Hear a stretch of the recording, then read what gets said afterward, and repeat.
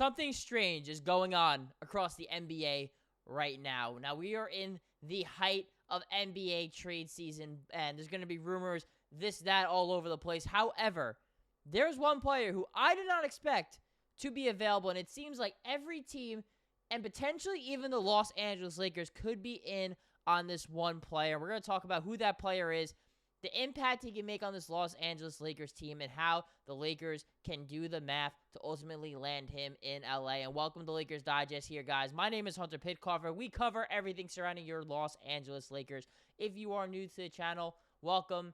Thanks for logging on for the first time. If you are returning, we appreciate the support as always. But we just reached 5,000 subscribers on Sunday here, and our goal was to get 5,000 by the end of the month. We not only accomplished that, but look at this, guys. We're already over a quarter of the way to 6,000 subscribers, so that is our next milestone here. Let's get to 6,000 before the end of February. In fact, I think you guys might prove us wrong here in a good way and actually get there well before the end of February if we keep up this momentum that we're building up here, because I promise you guys, we're going to give our absolute best to each and every one of these videos. And I talked a big game in the intro here, so I don't want to keep you guys waiting any much longer. Let's just get into the video and hear what we know. A new Pacers target. So the Los Angeles Lakers have been, and we've made a lot of videos on this, guys, linked to Miles Turner quite a bit, not only this season, but over the last handful of seasons. Even Miles Turner saying back in 2022 that he wanted to be on the Los Angeles Lakers, and with the rumors out there that he could potentially be available, we know this. We've covered it a ton. We'll keep you guys updated on Miles Turner's status. However, there's a new player that emerged who I definitely did not expect to be even remotely a target at all for not only the Lakers, but any team around the NBA. And this is what we know here. Dan Wokey, he covers the NBA and actually specifically the Los Angeles Lakers for the LA Times. He dropped a very interesting report here saying that, quote, Indiana guard Bennedict Mathurin is being monitored by nearly every team seen as a buyer at the deadline. So, Bennedict Mathurin, someone who's a former lottery pick, a former top 10 pick for the Indiana Pacers just a handful of seasons ago, is all of a sudden now a target and an option for not only the Los Angeles Lakers, but really any team around the NBA. And I'm sure Dan Wokey, he had not confirmed this or not if the Lakers are one of those teams, but all the reports are is that the Lakers are going to be a buyer at the deadline.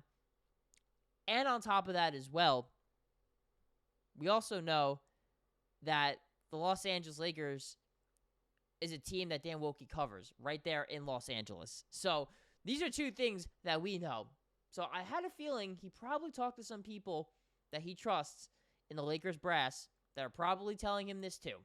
We can't assume, but for fun sakes for this video, we're going to operate as if Bennedict Mathurin is a potential option, and someone who I'm shocked Indiana is even considering. I mean, the fact that a lot of teams are calling about him is a little bit weird, and when there's smoke, there's fire, so I kind of wonder why this is the case. Perhaps Indiana, despite being 5th in the East, maybe they're going to be sellers at the deadline. I mean, a little bit odd, but I can understand because they're not quite toward the top of the Eastern Conference, and I don't think have legitimate chances of winning a championship here. However, let's talk about Bennedict Mathurin because he checks off a lot of boxes for the Los Angeles Lakers. I feel like he's been a good player in Indiana, but I actually think he's kind of underachieved because I'm not quite sure this has been a situation that's really been able to maximize his skill set, but yet he's still been putting up some really impressive numbers this year.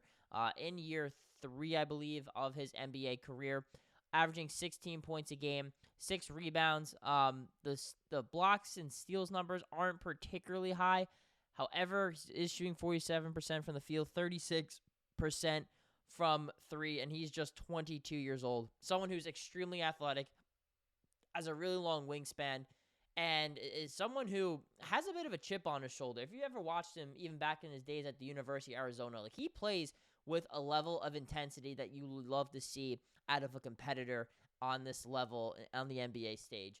And it's been a bit of a clunky fit there because he hasn't had an opportunity to really have the ball a ton in his hands. Tyrese Halliburton is really their main de facto, he's the one running the show there as the point guard. Pascal Siakam just got nominated to another All-Star appearance, so he's kind of been their go-to scorer.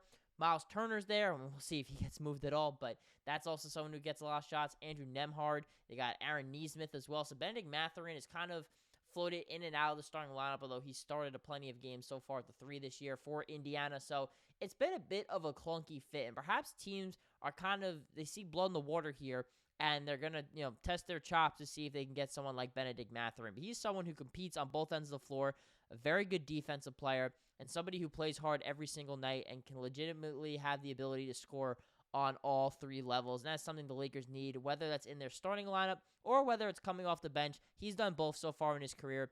And again, at just 22 years old, this is kind of the best of both worlds as a trade target for the Lakers, as he is somebody who provides athleticism, size, versatility, and two-way ability on the basketball court, which is something they need, as well as a youthful option. And I'm sure that the Lakers, seeing that the end is eventually going to be near, I mean, maybe not, but in theory, the end is near for LeBron James at some point, and they're going to have to want to probably lean on more of a youth movement here.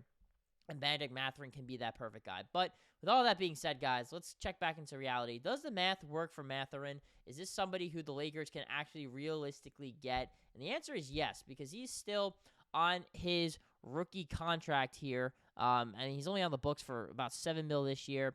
He's on for about $9 million next year. So he is extension eligible. So there is a chance that they can eventually just sign him the more money, and then all this talk is over. And also, too, if you're trading for Mathurin, you don't have to give up a lot of salary, which is really good for the Los Angeles Lakers. But at the same time, too, you're going to have to eventually give him a lot of salary, assuming that this is somebody who you want to keep around in the long term in Bennedict Mathurin. Or if they give him a bit of a tryout here for the next year or so, and they go, hey, you know what? We're going to let him walk. We'll trade him with somebody else and get some more assets. That also is a potential possibility that the Lakers can do as well. But I guess with the new collective bargaining agreement, a lot of teams have to make really tough decisions. Halliburton is making max money. Pascal Siakam is making a ton of money. They signed Aaron Nesmith.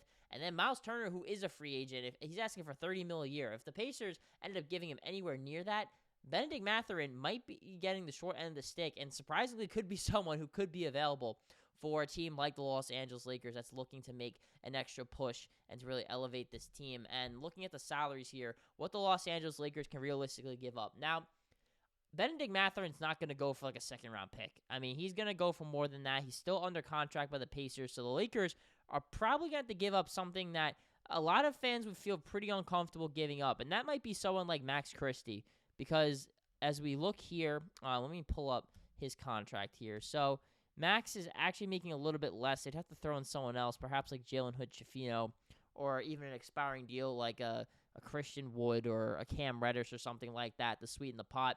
And they probably would have to give up a first-round pick.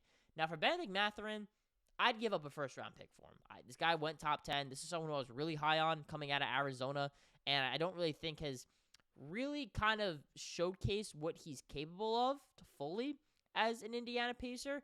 But he might have the chance to in Los Angeles, because we know guys like LeBron, Austin Reaves are great playmakers. They have one Halliburton there, to be fair. But the Pacers kind of have a little bit more of a lot of different duplicates and a lot of guys who play very similar positions, like Aaron Nesmith, Andrew Nembhard. These guys can kind of step on each other's toes a little bit for someone like Mathurin. So perhaps a new setting for him, like Los Angeles, back on the western coast of the United States. Perhaps that would be good for him, although Benedict's actually from Canada, so he's a Canadian guy. But, I guess could be back in the warmer weather. Maybe he prefers that. I don't know. I'm sure he's used to either. But just pure basketball aside, this would be a great deal for the Lakers. They might have to give up, someone like a Max Christie or Dalton Knecht, someone like that, which I know Laker fans would feel very uncomfortable doing.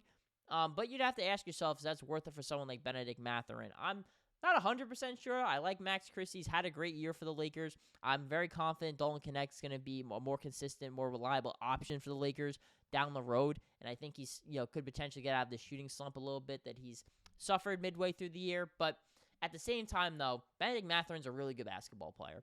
And he was viewed as a much higher, better prospect than both these guys. And he's only a year older than Max Christie and a year younger than Dalton Knecht. So he's still a young basketball player that could potentially grow here in Los Angeles. But let me know down below, guys, what do you think of a potential Bennedict Mathurin trade from the Pacers? Again, we're not 100% sure he's available, but we do know that, according to Dan Wilkie of the LA Times, several teams that are viewed as buyers at the deadline, including the Los Angeles Lakers perhaps, could be going after him and trying to make some calls for Indy and seeing where their head's at and what the temperature is regarding Mathurin's trade status. And again, guys, we got the 5,000 subscribers recently. Let's try to get to 6,000 subscribers. It'd be awesome if we got there even quicker than we did to 5K, as we are a slow but surely growing channel here. Hop on this bandwagon now. If you have made it through this video and you are enjoying what you're watching, and you're a Laker fan or Laker hater, or you just love basketball,